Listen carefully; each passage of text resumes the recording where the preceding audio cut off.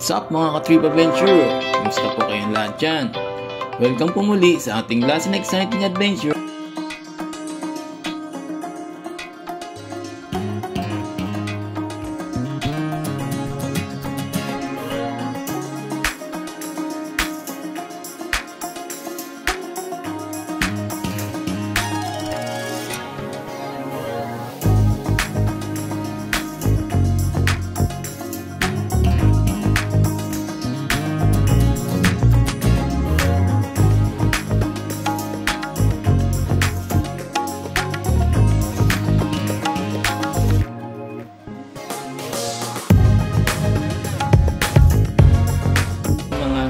Adventure.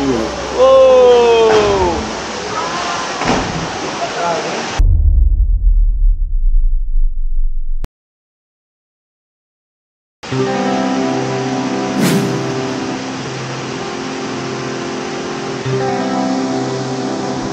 Alright. Time check. 12:17 ng tanghali. Ating kami dito ng Jubilar sa may papasok underground river. So ayun, samahan nyo kami at hopefully magustuhan nyo itong panibago nating adventure dito sa Bicol. Okay, Ate Lourdes. Hello po.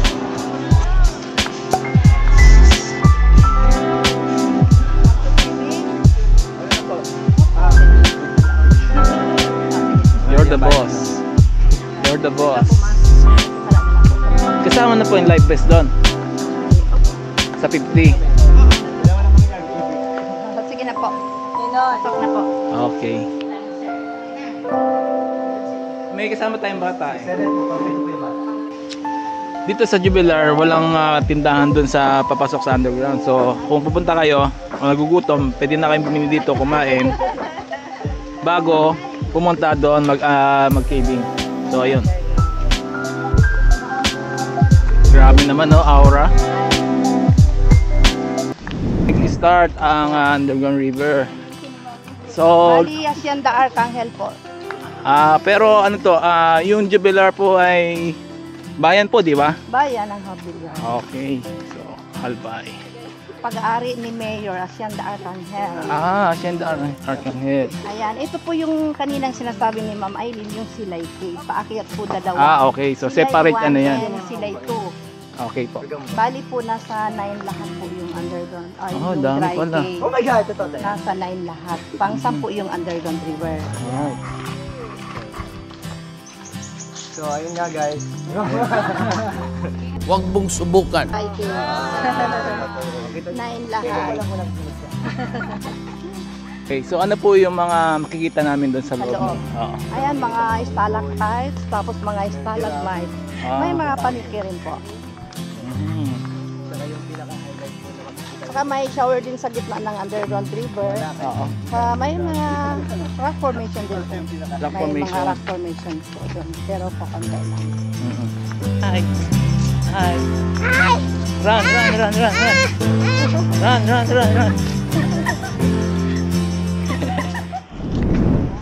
Okay, so nito kami sa bukana ng underground river. So tatawid kami ng hanging bridge. Diving spot. Okay. Ito kami ngayon sa hanging bridge.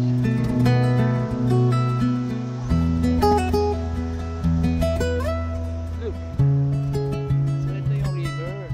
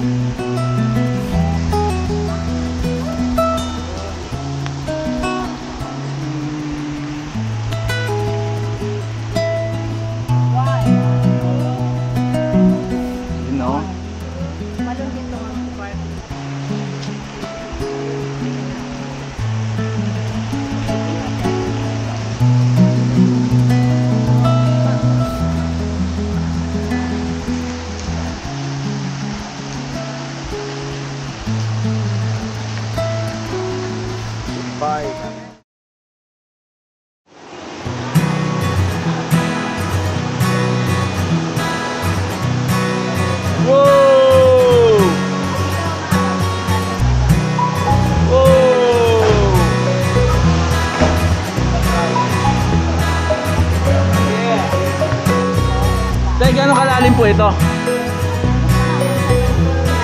Oo, malalim din pala.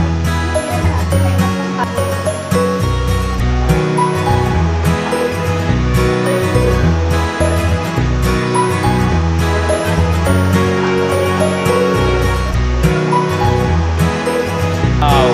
Kayo po sir, ano kayo ng flashlight? Oo.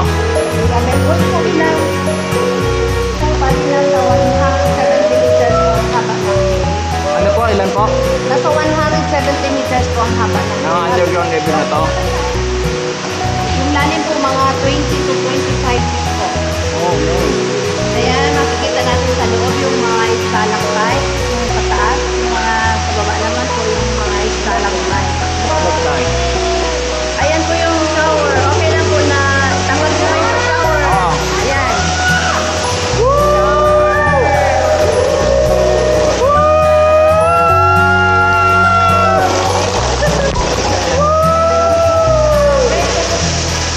Ayan, may mga isda po pala dito sir sa... Isda?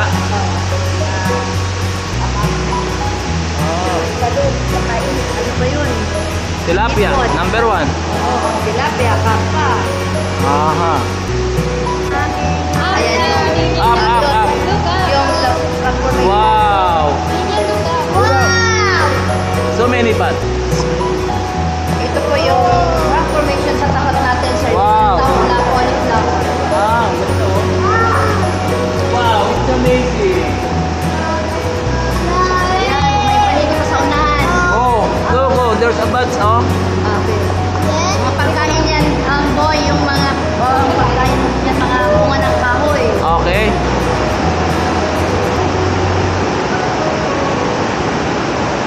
Ayan, mga sliding area po sa taas. Akyat tayo doon, tapos lalabas, may paliguan sa labas. Oh. Wow. Grabe, oh. Ayan, kaya malinaw yun.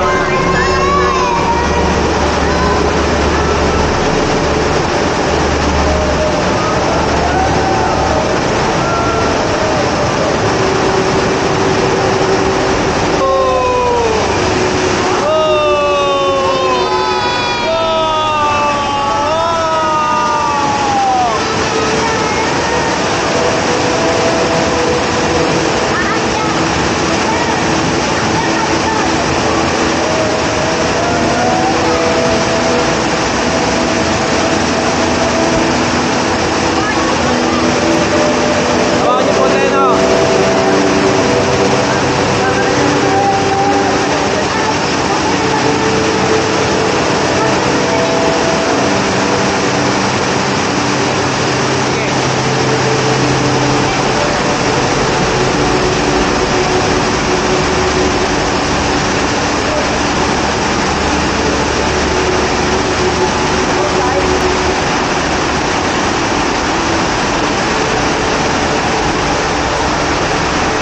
Wow.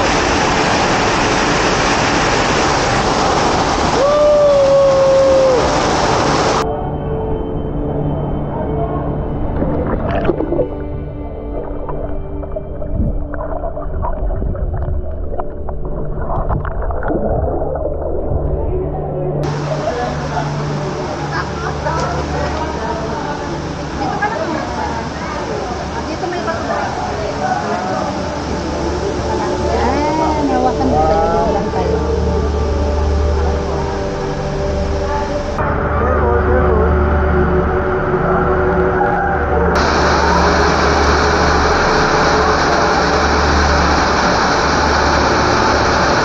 Alright, so after natin sa napaka-exciting and adrenaline na underground cave river crossing, ay talaga namang ikaw ay mamamangha sa ganda ng tinatago ng Jubilar Albay. Tapos tayo naman po ngayon ay pupunta dito sa may labasan lang at makikita natin ang kanilang pinagmamalaki din na Siegfried Falls. Let's go! Papasok ng Siegfried Falls ay 2 minutes walking distance lamang mula sa parking area ng underground river.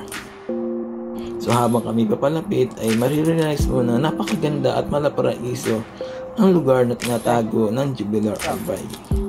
Kasama ng ating pamilya at mga kaibigan, I realize na talagang We are thankful and blessed to experience this kind of nature tripping, and how great is our God through His grace. So,